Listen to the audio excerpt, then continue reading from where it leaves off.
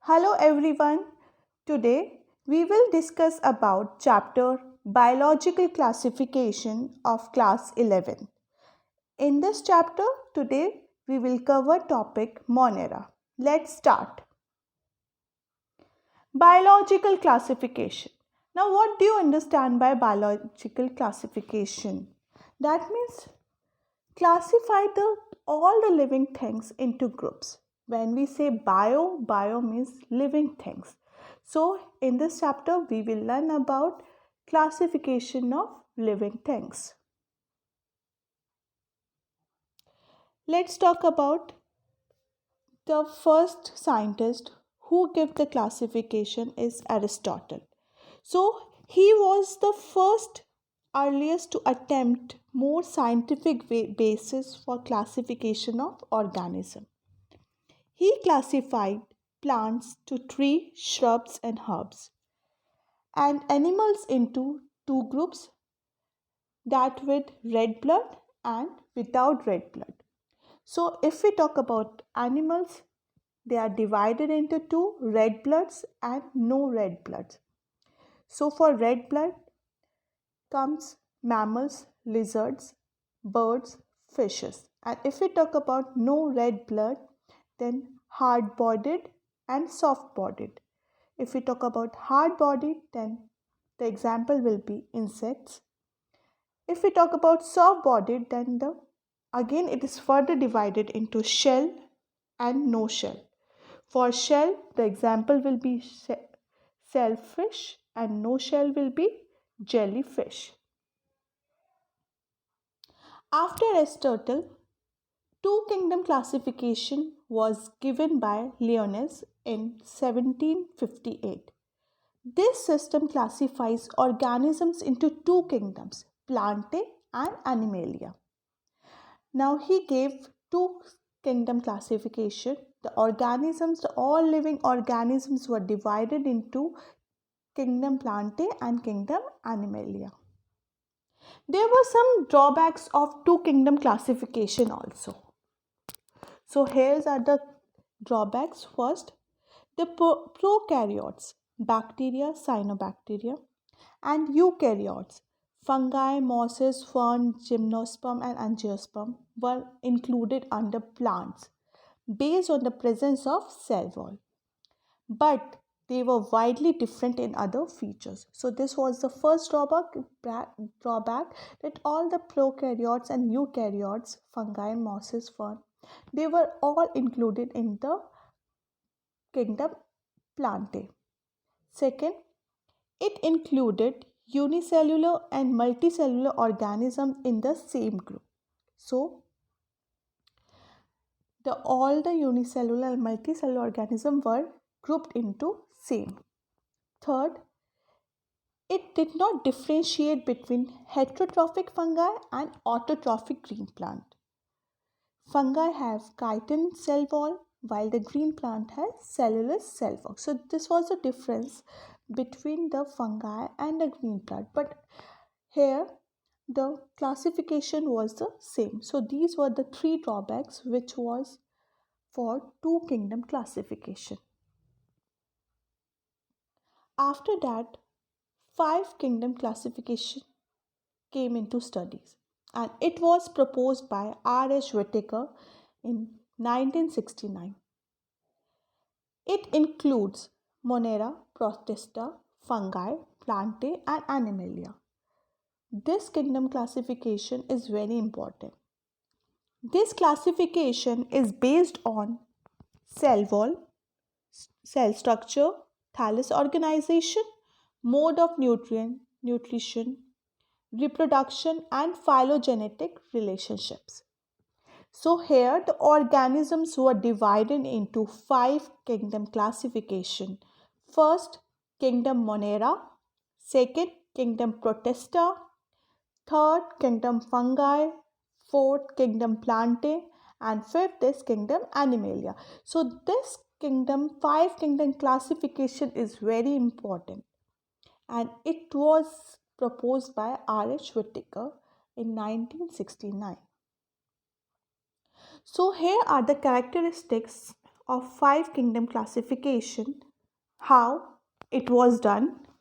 So, what were the important characters which was taken into account while dividing the kingdoms? So, first is cell type.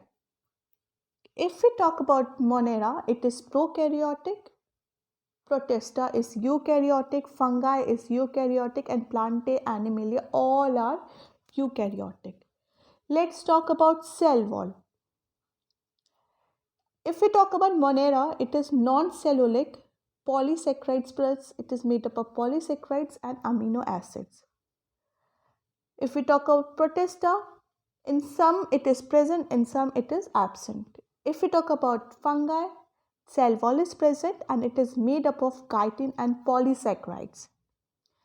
If we talk about Plantae, it is present and it is made up of cellulose. And as we all know, cell wall are absent in Animalia. It is absent in animals.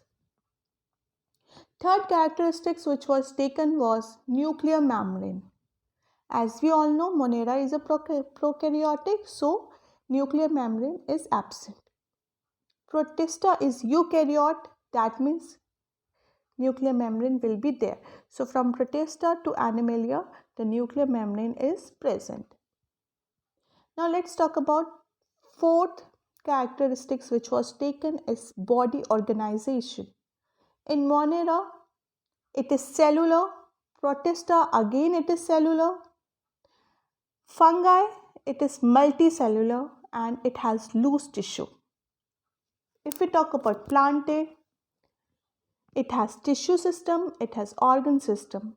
And Animalia, tissue, organ and organ system.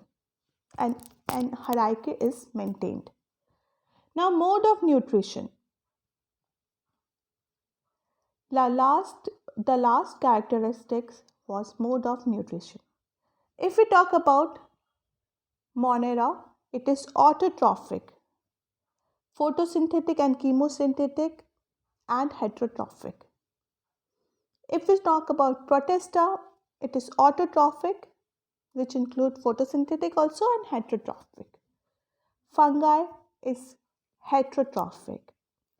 Plantae, we all know, autotrophic. And Animalia is heterotrophic.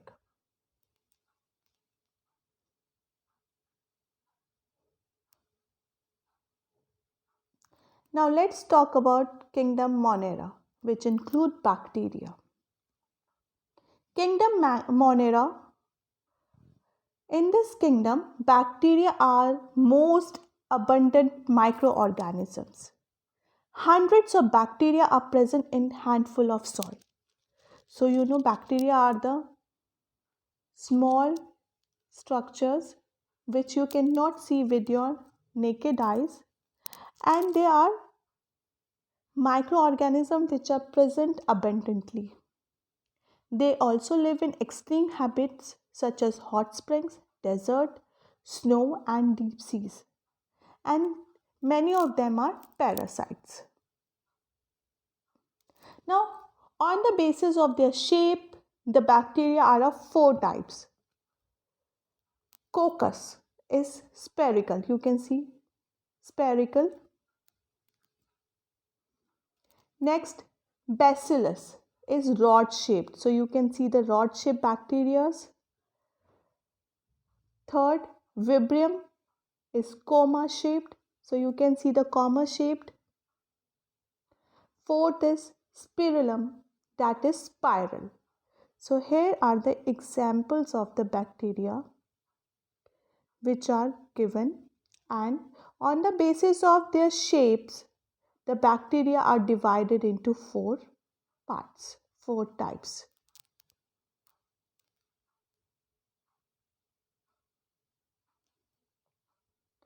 Now let's talk about bacterial structure. You can see the bacteria structure. The bacteria structure is very simple, but they have a complex in behavior and show metabolic diversity. So there is a metabolic diversity in all the bacteria. Some bacteria are autotrophic. So if we talk about autotrophic means the organism can make their own food. That means they can synthesize food from inorganic substrates. Most of the bacteria are heterotrophs. That means they don't have the ability to make their food. They depend on other organisms for the food. So they do not synthesize the food but depend on other organism or on dead organic matter for food. So in this diagram you can see bacteria has an outer covering which protect it from the unfavorable conditions, that is known as capsule. It has cell wall. Then they have plasma membrane. Inside the cell it has cytoplasm. Bacteria has a bacterial flagellum, and you can see the villi. And in the cell it has plasmid, which is extra chromosomal DNA.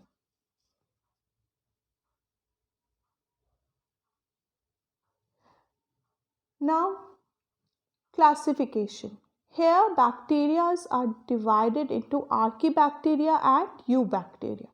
If we talk about archaebacteria, it is divided halophiles, thermoacidophiles, methanogens.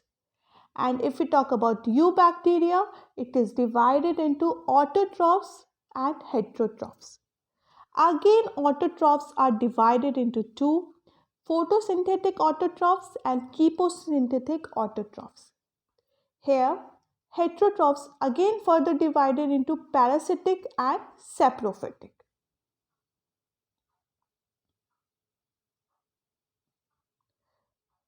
Now let's talk about archaebacteria.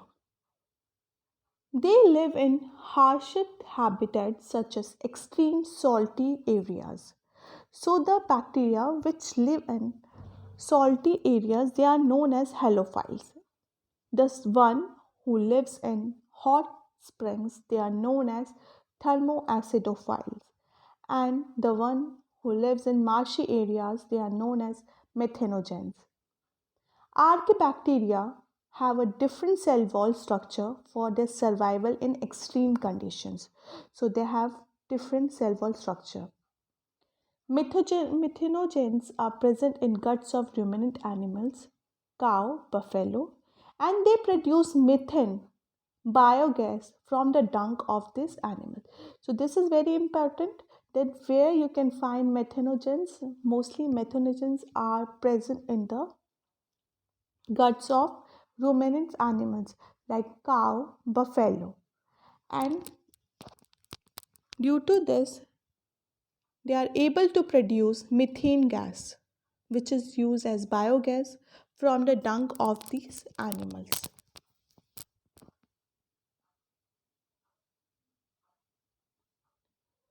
Now let's talk about eubacteria. They are true bacteria. So if we talk about who are the true bacteria, so answer will be eubacteria. They are true bacteria having a rigid cell wall and a flagellum. They include autotrophs. That means it can be a photosynthetic bacteria and chemosynthetic bacteria, and they are heterotrophs also.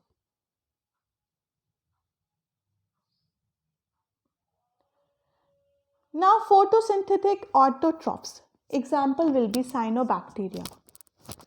So what are the characteristics? They have chlorophyll A similar to that of green plant. So here eubacteria, photosynthetic autotrophic, cyanobacteria, they have a chlorophyll A pigment which is similar to green bacteria, so that they are able to carry out the photosynthesis. Now cyanobacteria is also known as blue-green algae. It is unicellular. They are found in colonial or filamentous. It is marine or terrestrial algae.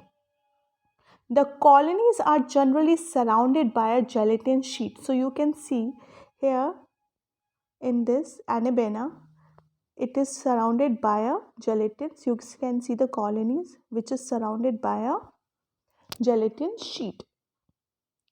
They often form bloom in polluted water.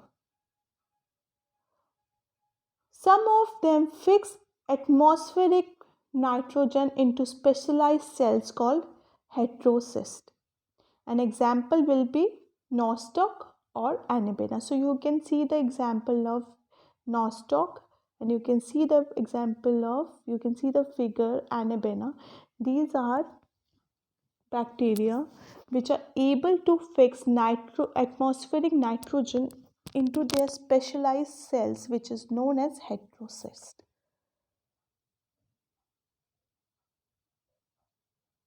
Now let's talk about chemosynthetic bacteria. Here the example is green sulfur bacteria and purple sulfur bacteria. So if we talk about chemosynthetic, that means the bacteria who are able to take up the chemical substances and carry out their process. So they oxidize inorganic substances such as nitrate, nitrites and ammonia and use the released energy for ATP production. They help in recycling nutrients like nitrogen, phosphorus, iron and sulfur. So here they are very important as they help in recycling of the nutrients like nitrogen, phosphorus, iron and sulfur, and they are able to oxidize inorganic substances to produce the ATP.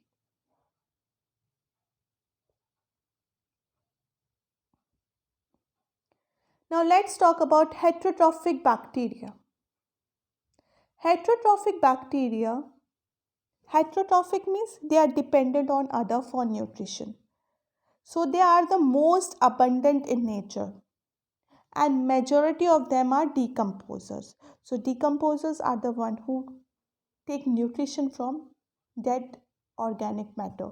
So they cannot make their own food, they are dependent on the other. So that is why they are known as heterotrophic bacteria. Now let's talk about reproduction. How the kingdom Monera, the bacteria, reproduce. So we all know the basic reproduction. The bacteria reproduce mainly by fission. During unfavorable condition, they produce spores. So mostly they undergo binary fission, but when the conditions are not in the favor, they undergo a process and they form spores. They also reproduce by a sort of sexual reproduction in which DNA transfer from one bacteria to another. So they undergo a reproduction in which the DNA is transferred from one bacteria to another. So these are some of the reproductive methods used by the bacteria. Now let's talk about mycoplasmas. You can see the structure of mycoplasm.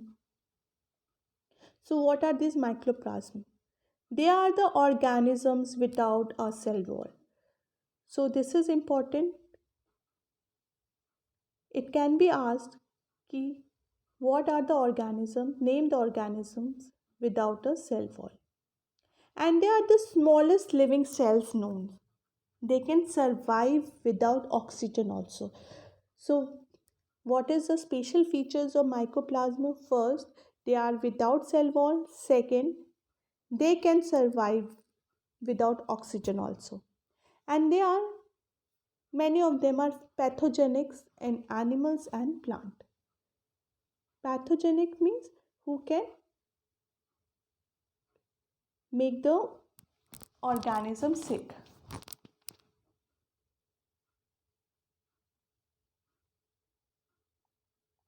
So this was all about kingdom Monera. In next part we will discuss about Protista, fungi, Plantae and Animalia. Thank you.